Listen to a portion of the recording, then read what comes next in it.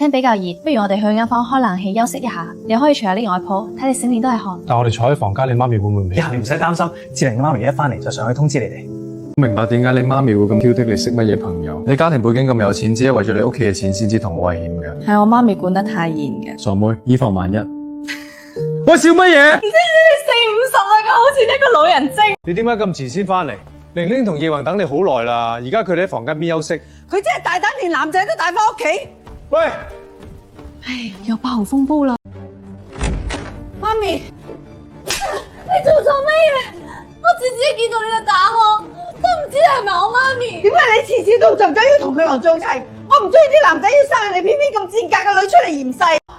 冷靜啲。咁你有冇身為一個母親嘅身份嚟照顧我嗎？4歲丟我一個陌生嘅地方，我想做我嘅理想戀，甚至次次都反對我做任何事情，識朋友同男朋友都次次反對俾我朋友練識睇。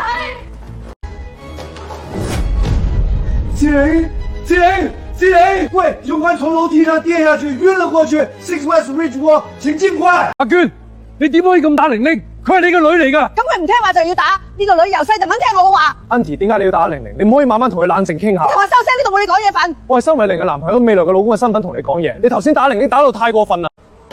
谁是病人的家屬？他怎麼樣？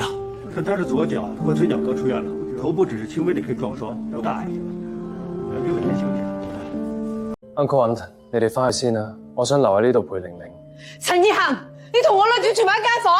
好心你唔好再嘈啦，我哋翻去先。玲玲而家最需要有人陪住佢。冇喊啦，我喺呢度。我嚟，我買啲嘢俾你食。你食到我冇位咯。玲玲，冇想要頭先嘅嘢啦。你一出院，我就去廣州玩。嚟，我餵你食。